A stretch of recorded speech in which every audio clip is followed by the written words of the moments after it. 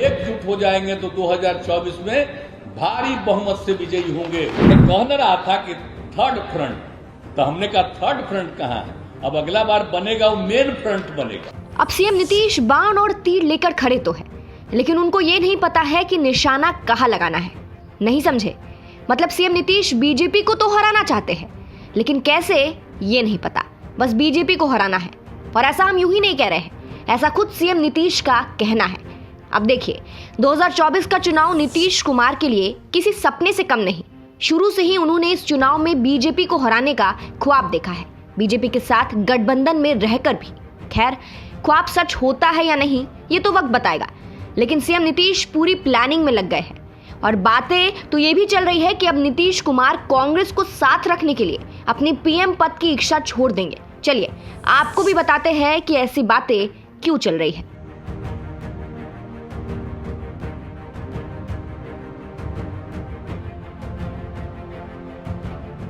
CM Nitish Kumar BJP को हराने का सपना तो देख रहे थे, लेकिन शायद उन्हें बीजेपी की असली ताकत का अंदाजा नहीं था। लेकिन जब कुढ़नी बीजेपी ने जीत लिया, तब नीतीश कुमार को बीजेपी की असली ताकत का अंदाजा हुआ, जिसके बाद सीएम नीतीश बीजेपी से डर भी गए और उसको चैलेंज के रूप में भी ले लिया। इसलिए तो अब वो अपने पीएम बनने का सपना तक छोड़ने को तैयार है, बीजेपी को केवल हराने के लिए। लेकिन उन्हें यह भी मालूम है कि वो ये अकेले नहीं कर सकते हैं, इसलिए अब कांग्रेस का साथ होने चाहिए। जहां बिहार के मुख्यमंत्री नीतीश कुमार 2024 के लोकसभा चुनाव में विपक्षी दलों को एकजुट करने पर पूरा फोकस करेंगे। उन्होंने साफ कर दिया है कि उन्हें प्रधानमंत्री पद का लालच नहीं है, बल्कि उनका बीजेपी को हराना एक मकसद है। वहीं नीतीश कुमार के इस बयान से सियासत गर्मा गई है। माना जा रहा है कि 2024 के चुनाव में कांग्रेस को साथ रखने के लिए नीतीश कुमार ये दांव खेल रहे हैं। खबर तो ये भी है कि आरजेडी सुप्रीमो लालू प्रसाद यादव के सिंगापुर से लौटने के बाद नीतीश कुमार उनके साथ दिल्ली जाकर सोनिया और राहुल गांधी से मुलाकात कर सकते हैं। हिंदुस्तान की एक रिपोर्ट के मुताबिक मुख्यमंत्री नीतीश कुमार की मुलाकात अगले महीने होने की संभावना है। बता दें, सितंबर में भी सीएम नीतीश और लालू यादव ने दिल्ली में सोनिया गांधी से मुलाकात की थी, लेकिन उस समय विपक्षी एकता को लेकर कुछ खास बात नहीं बन पाई, क्योंकि कांग्रेस भारत जोड़ो यात्रा को लेकर बिजी थी।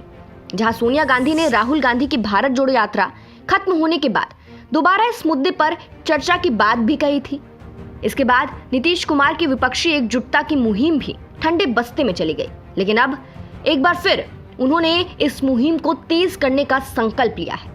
आपको बता दें, सीएम नीतीश कुमार ने पटना में मंगलवार को महागठबंधन विधायकों की बैठक में कहा कि 2025 का बिहार विधानसभा चुनाव तेजस्वी यादव के नेतृत्व में लड़ा जाएगा। उन्होंने ये भी कहा कि उन्हें पीएम या सीएम पद की कोई लालच नहीं है, वे बस 2024 में बीजेपी को हराना चाहते हैं। उनका एकमात्र यही लक्ष्य है। हम लोग तो काम करते हैं और हमने सब लोगों को यही सलाह दिया कि मिलजुल करके काम कीजिए। अधिकतर पार्टियों का एक साथ एकजुट हो जाएंगे, और जब एकजुट हो जाएंगे तो 2024 में भारी बहुमत से विजयी होंगे, ये हम लोगों का है। और हमने लगभग बात कर लिया है। अब कुछ समय के बाद अधिक से अधिक पार्टियां एकजुट हो जाएंगी। अरे कह रहा था कि थर्ड फ्रंट, तो हमने कहा थर्ड फ्रंट कहाँ है? अब अगला बार बनेगा वो मेन फ्रंट बनेगा। ये सब हम करते रहे, हम अपना कोशिश कर रहे हैं। मेरा बतवा मानेंगे तो ये हार जाएंगे, मेरा बात लोग नहीं मानेंगे तो हम क्या करेंगे? हम क्या करेंगे? हमको क्या?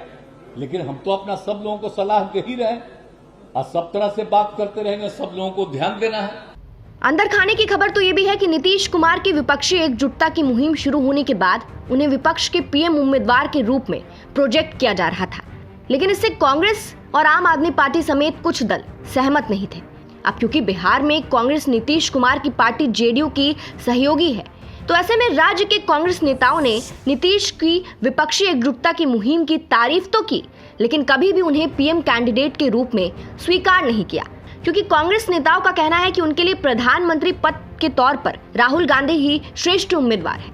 उनकी छवि राष्ट्रीय स्तर के नेता की है।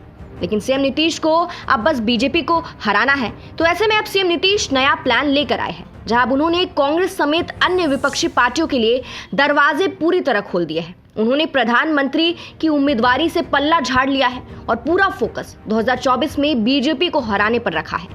माना जा रहा है कि अगर विपक्षी दल एकजुट हो जाते हैं तो लोकसभा चुनाव से पहले पीएम कैंडिडेट की घोषणा नहीं की जाएगी, ताकि इससे गठबंधन की एकता को नुकसान न पहुंचे।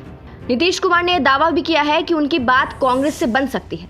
फिलहाल आपको क्या लगता है, सीएम नीतीश का ये प्लान 2024 में कमाल दिखा पाएगा या नहीं? कमेंट करके अपनी राय जरूर बताइएगा।